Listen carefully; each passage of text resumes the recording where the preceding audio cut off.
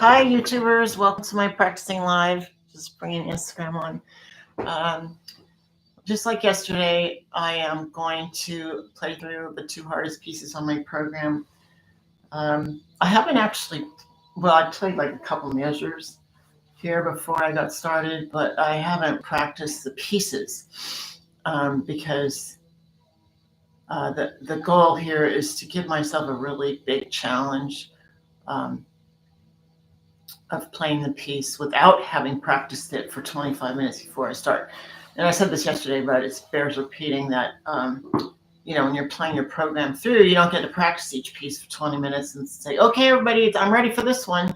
You need to play them all straight through, as best you can, hopefully pretty well on the first try. You don't get a bunch of tries. You don't get much rehearsing. So that's the point of doing it for you guys like that with no rehearsing, is that's gonna as a simulation of the performance. It's also worse than the performance because I'm terrible. I'm not a morning person. It's cold. I got my double vests on. I have got my hands pretty warm. So yeah, that's why I'm doing it. And I got a couple of people here I want to wave at. Thank you for joining me. Hey, Mo. Okay, so I'm going to get started. I got Zorro here with me today. He may come up and try to interrupt me in the middle of playing. It has happened before, but it might happen again. One last allergy check. All right.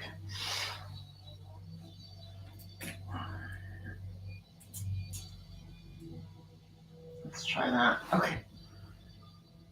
All right, so this is the Chopin Impromptu Opus 29, number 1 in A flat major. My goals are to get off to a good start, to keep the left hand quiet, and not go too fast. I mean, not go faster than I can actually play it, is what I mean by too fast.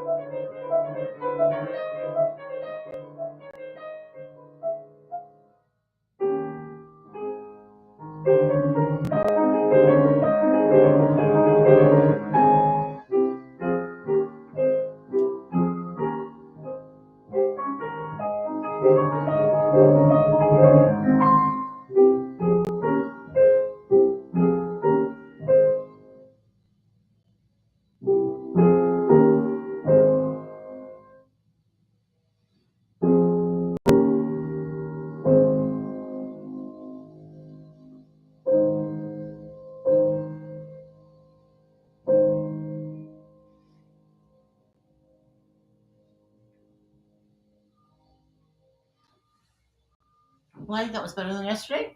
A few things weren't, flawless or anything, but I kept going. I don't think there's anything super obvious. I'll have to listen to the recording. Definitely having concentration trouble. I'm not feeling that great. So my mind's kind of wandering in and out. So one just soldiers on. All right, here we go. This is Scherzo, number 4 in E major. I don't remember the opus right now. There's also some road work outside. If you're hearing noise, that's what that is.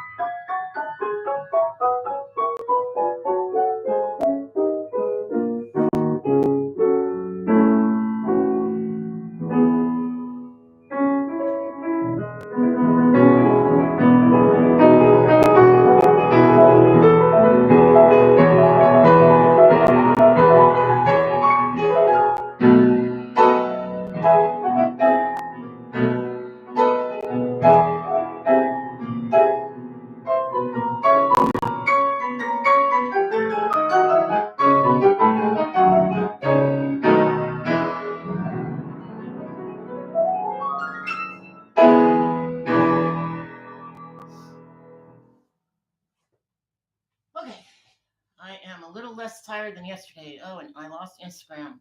What a surprise. It drops off every day.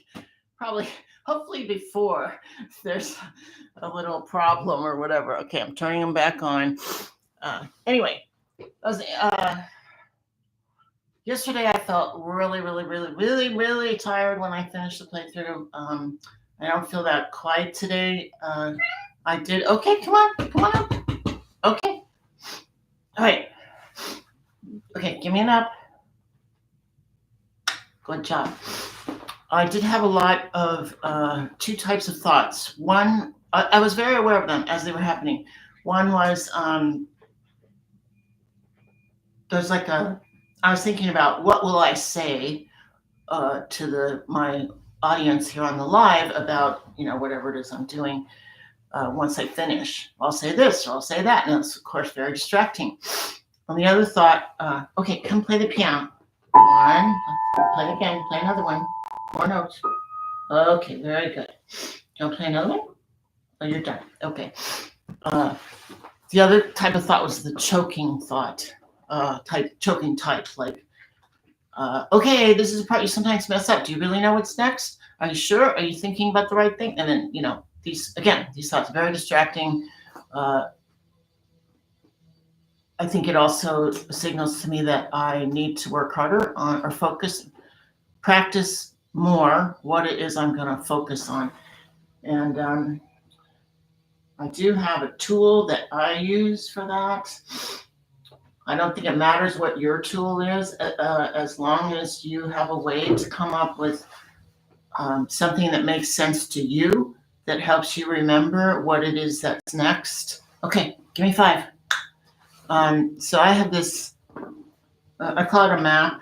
It's sort of just a sketch of, well, it's going to be really small in the camera, but it's kind of like a abstraction of the music notes. So like the rhythm is there. I think, yeah, if there are ledger line notes, I have them marked. Sometimes I have letter names for the notes written on there.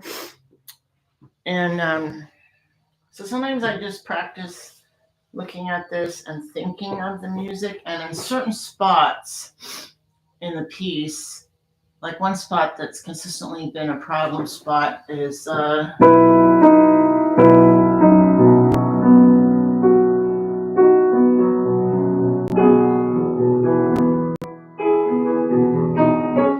in that spot, give me a spin. If I think about the harmonies, what chord it is, that's very helpful to me. Maybe it's because the melody moves so slow and it's mostly about, I think that's what it's not that easy to remember that melody. It's more of a harmonic part, so it's good to put my attention on the harmonies. So that works for me. I have shared that with some students, and they're kind of like, what? That didn't work for them at all. So that doesn't make sense to you. Don't worry about it. Just try to come up with some way that makes sense to you to remember what's next. It doesn't matter if it's what Chopin would have thought or what your college theory professor would teach. Okay, again, one more. Good job. So yeah, I need to focus more on the mental script. I did have a couple big wins that I was happy about. One was in this part.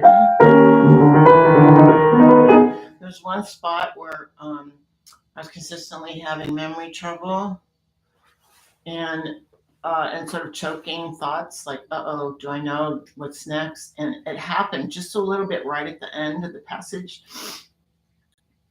I don't remember exactly, like the right hand kind of stopped, but I was able to jump ahead only like one measure, and I think it wasn't so obvious that there was wrong notes. So that was good. And then also these things, that was the most accurate the left hand has ever been. No. Okay, give me 5. I don't think the voicing was quite how I'd like it to be, like the melody wasn't that clear, but the execution was moving in the direction that I would like it to move. And the octave thing at the end was pretty okay. It's not, if I had a magic wand, that's not how I would be playing it. It would be quite a lot different, like a lot faster and more brilliant, but you got to do what you can do. Hey, no. Touch. That's it.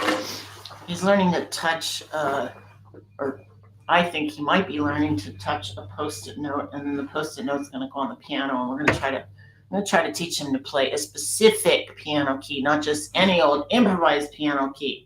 Good boy. So that's the goal. And I can't even remember what happened on in the impromptu.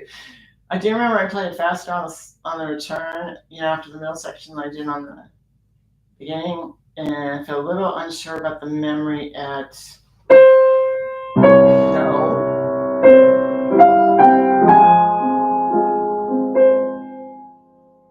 Right here. Yeah.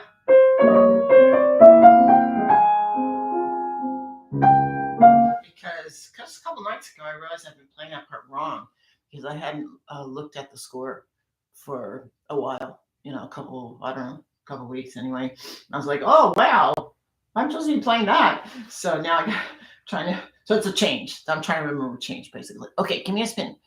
It's always best if there aren't changes right before a performance. It's also, would be better if I was more ready sooner, but hey, that's life. Okay, what would I like to practice now? I think I just kind of want to go over the spots that I didn't like how they were. So there's always, my world's favorite parts, which are the these things. Whoops, these.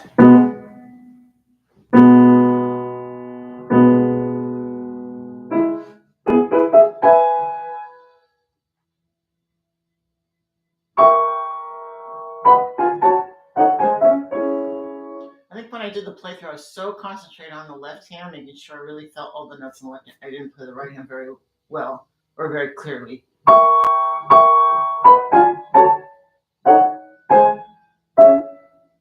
I'm going slowly and trying to think about all of the fingers at the same time that are playing.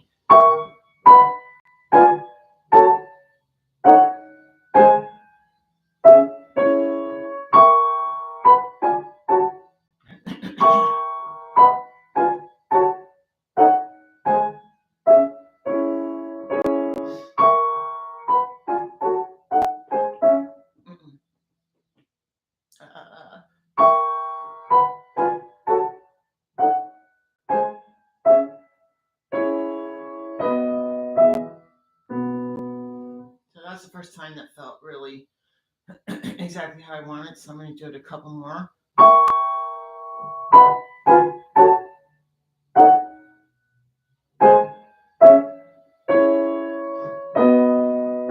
And one more.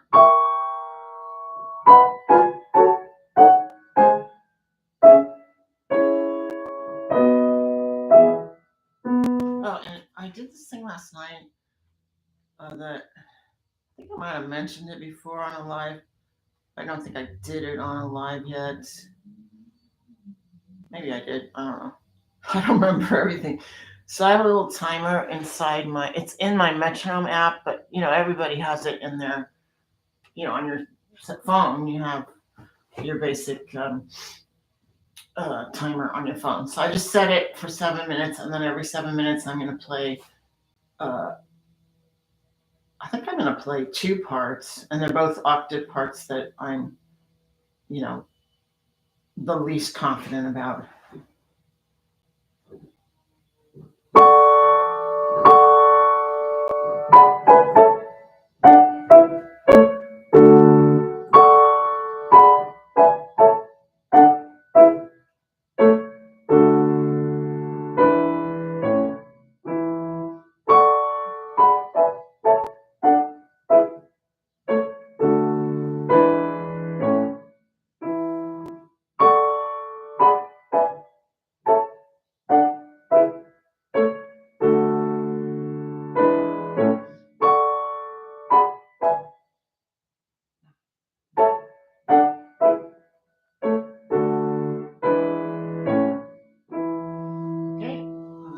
Next one is in A flat.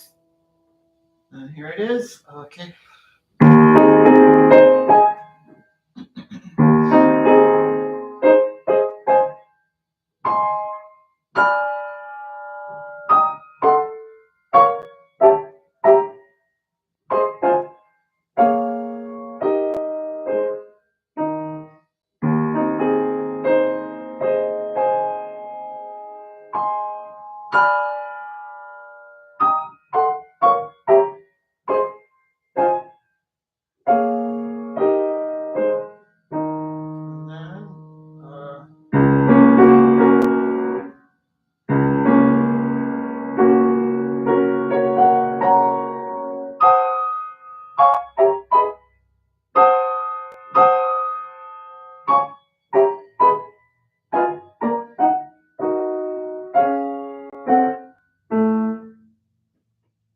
Starting on that again.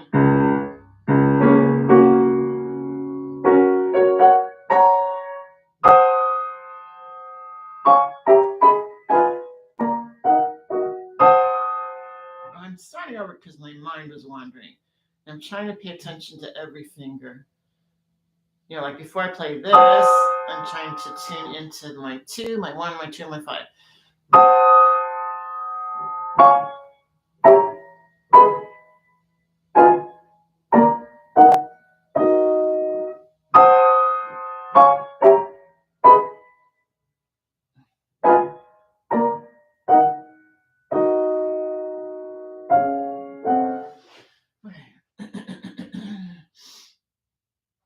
This part.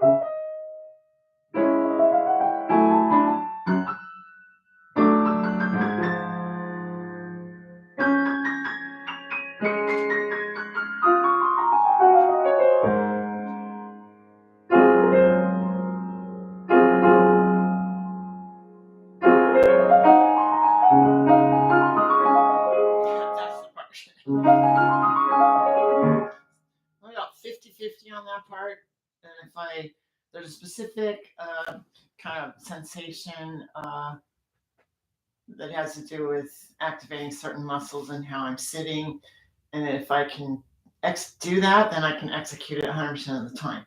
And the trick is, making it so that I'm always creating that kind of a posture in my body before I get to that part. And ideally, it would be that I'm having that experience all the time when I'm playing, but I'm not there yet. Yeah, I just kind of learned how to do it, I don't know, a month ago or something. So.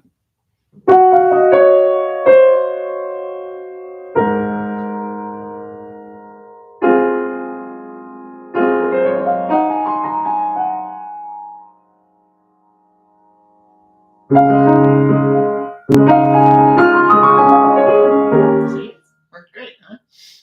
Okay.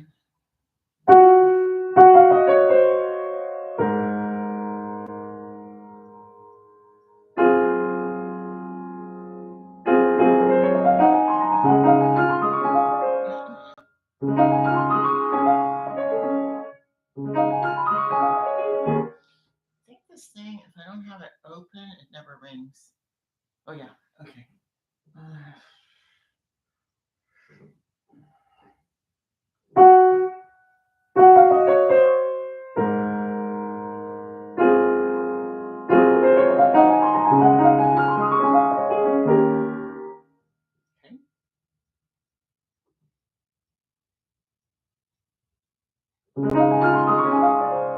I have my eyes closed, by the way.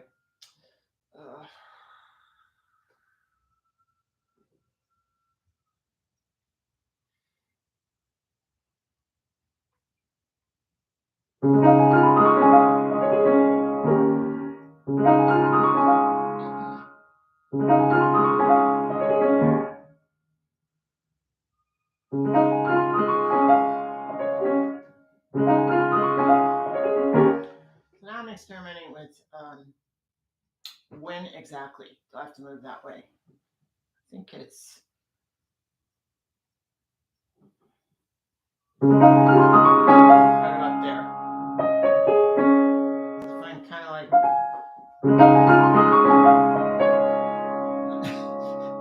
I'm trying to move at the same time, then it's too distracting. It's better to move now.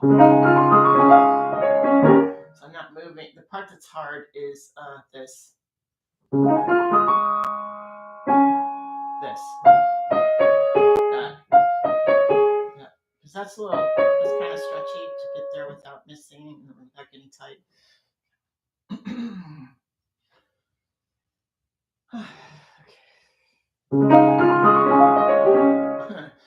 Okay.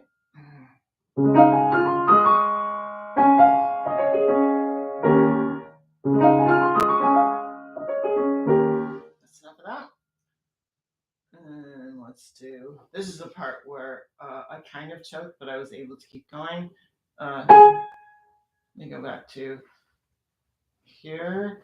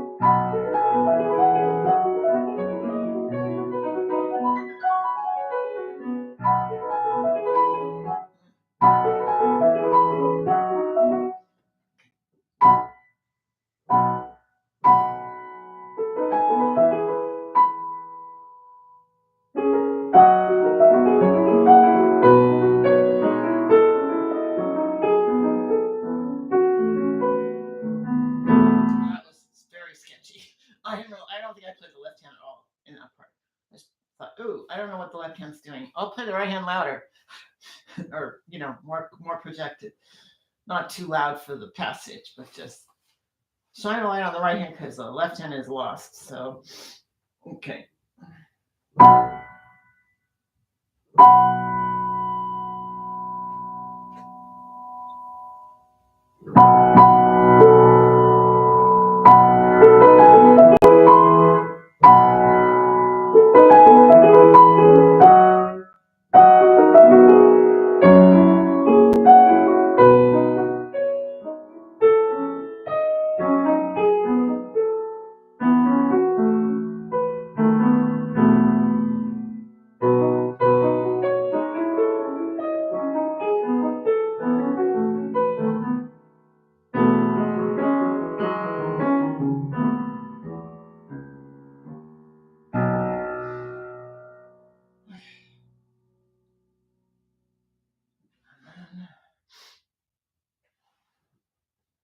This part's also a problem.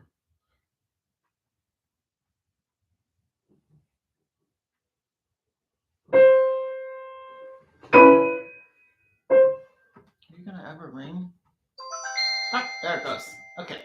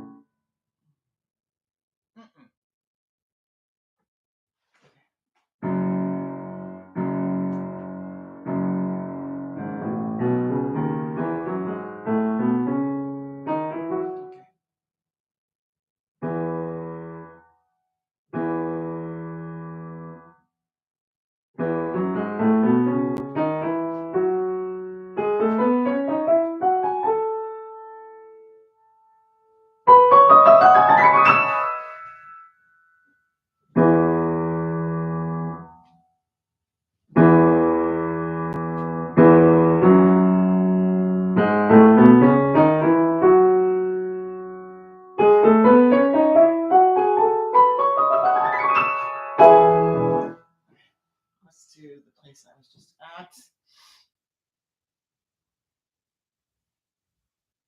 Here. What's this one? This also was kind of sketchy.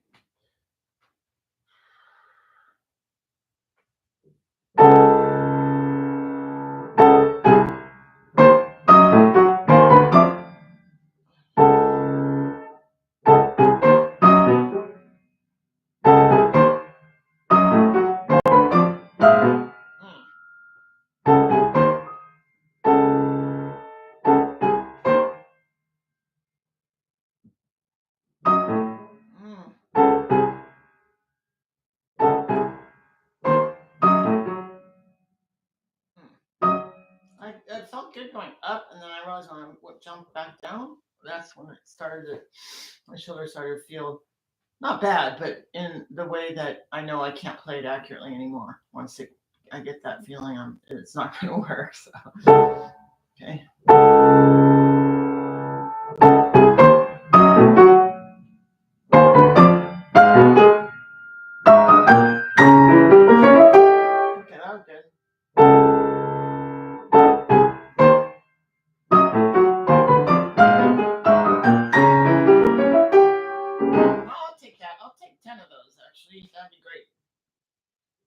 my back pocket. Okay.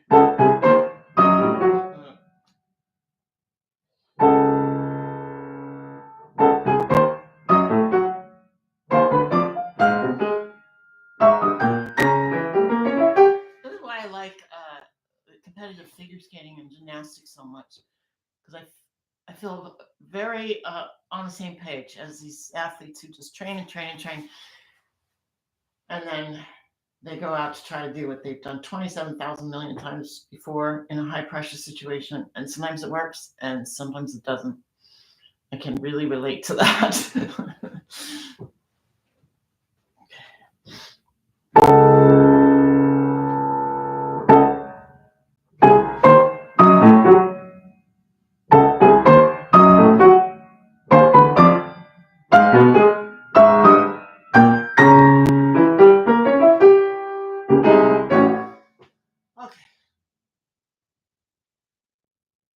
I'm trying to blank. Let's see here.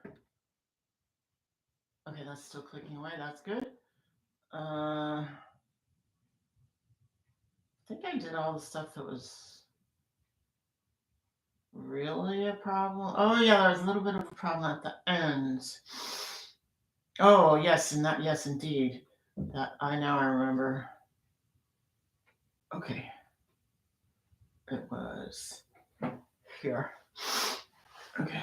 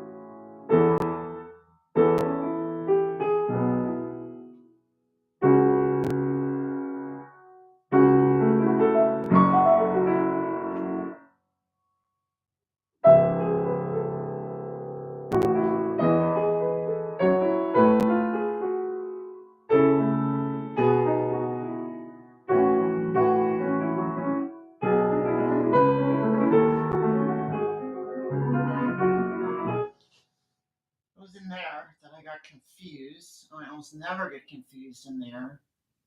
And I was just playing it and I was like, oh, I know this. And I'm like, yeah, that does not help me. The next time I get there and think, oh, I don't know this. I need to have something to be thinking about, to be cluing into. Like I was saying about the mental script. Okay, so let's see here.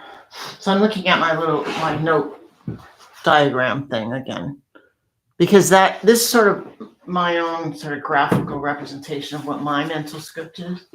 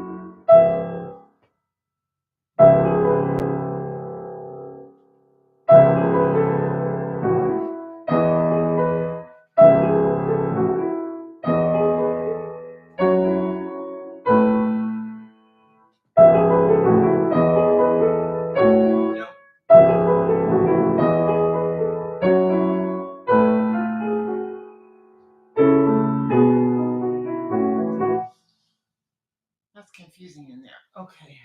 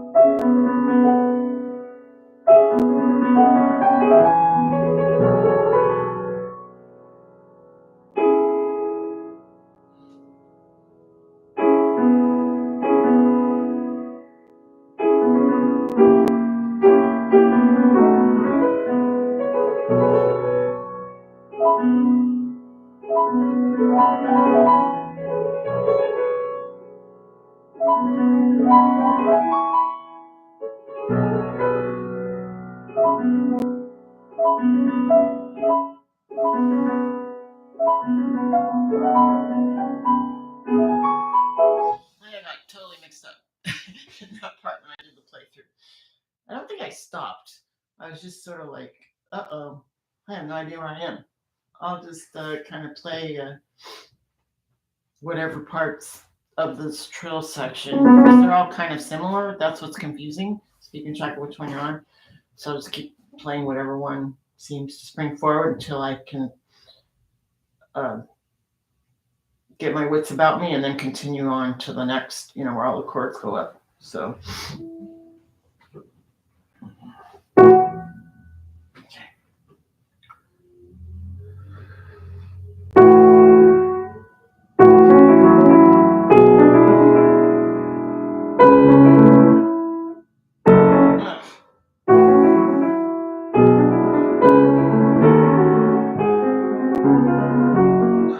Not paying attention. My mind was wandering. Okay.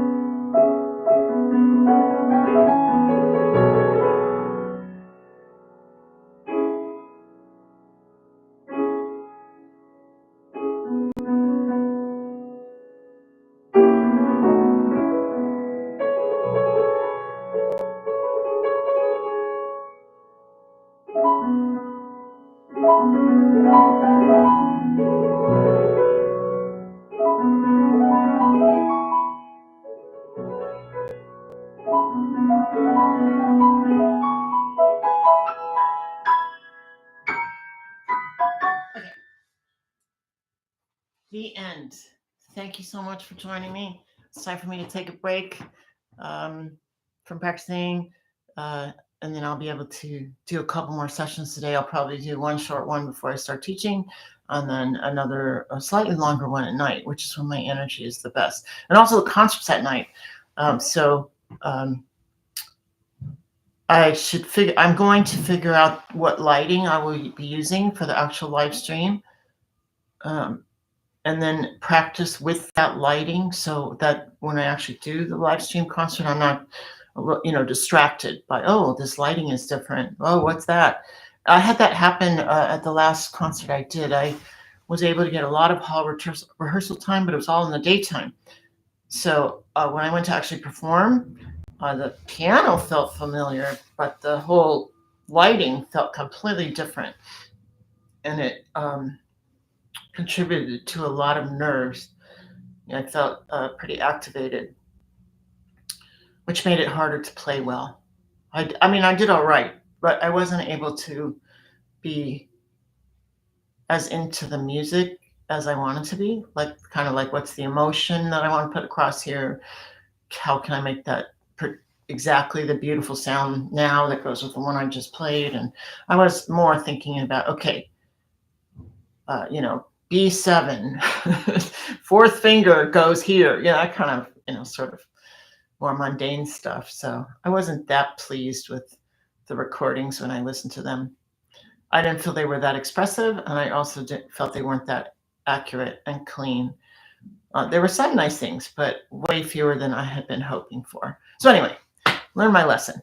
I hope you can join me on Saturday night at 7 p.m. And if you can't, it'll be recorded here on my channel. If you're interested in my free PDF, it's got the top 10 practice traps that most pianists fall into. It's called the Practice Trap. You can go to bit.ly/trap and download that for free. And I hope it's helpful to you. And if you got this far, thanks again for joining me.